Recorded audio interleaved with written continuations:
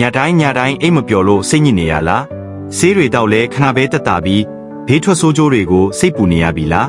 ဒါဆိုရင်တော့တင့်အင်ကမိဖို့ချောင်းထဲမှာတင်အလွယ်တကူရှာလို့ရတဲ့ဘာဆေးမှလည်းထက်ဝဲစရာမလိုပဲနှစ်ချိုက်အိပ်ပျော်စေမဲ့လျှို့ဝှက်ချက်တစ်ခုရှိနေပါတယ်အဲ့ဒါကဘာလဲဆိုတာသိရင်တင်တကယ်အမှတ်သွားလိမ့်မယ်လူများစုကငှက်ပြောသီးစားပြီးရင်အခွန်ကိုအမိုက်ပုံးထဲတန်းလွှင့်ပြစ်လိရှိကြပါတယ်ဒါပေမဲ့အဲ့ဒီအခွန်ထဲမှာအိပ်ဆက်ခြင်းကိုထိန်းညှိပေးတဲ့ tryptophan လို့ခေါ်တဲ့အမိုင်နိုအဆစ်ဓာတ်တွေအများကြီးပါဝင်နေရဆိုတာတင်သိပါသလားဒီဓာတ်ကခန္ဓာကိုယ်ထဲမှာစီရိုတိုနင်းနဲ့မဲလာတိုနင်းလို့ခေါ်တဲ့ဟော်မုန်းတွေကိုထွက်လာစေပြီးစိတ်ကိုအနားရစေကညဘက်မှာကောင်းအိပ်ပျော်ဖို့ကူညီပေးတာပါ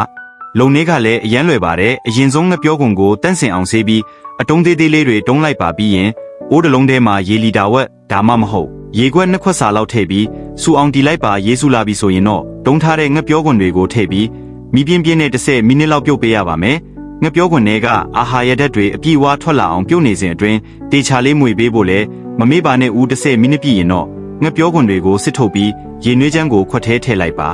ဒီရည်ရဲ့အာနိသင်ကိုပို့ပြီးထိရောက်စေခြင်းရင်တော့ပြားရည်လက်ဖက်ရည်စုံတစုံထည့်ပေးပါပြားရည်ကငှက်ပြောခွန်တွေကဓာတ်တွေကိုဥနောက်ထဲပို့ပြီးအလွယ်တကူရောက်ရှိစေတဲ့အပြင်စိုးရိမ်ပူပန်မှုတွေကိုရှော့ချပေးပြီးစိတ်ကိုပေါ့ပါလန်းဆန်းစေပါတယ်ဒီတဘာဝအိတ်ဆေးရည်ကိုညအိတ်ခါနီးနာရီဝက်လိုမှာတစ်ခွက်တောက်ပေးုံပါပဲရဲ့အနေငယ်အတွင်းမှာတင်တင်းရဲ့အိတ်မပျော်တဲ့ဝေဒနာတွေပျောက်ကွယ်သွားတာကိုတွေ့ရပါလိမ့်မယ်ဒီနေ့လန်းလေးကိုကြိုက်နှစ်သက်တယ်ဆိုရင်မှတ်ချက်မှာတကနေ10အထိပေးခဲ့ပေးပါဦးအားလုံးပဲကျမ်းမာပျော်ရွှင်တဲ့ဘဝကိုပိုင်ဆိုင်နိုင်ကြပါစေနောက်ဗီဒီယိုမှာပြန်ဆောင်ကြမယ်နော်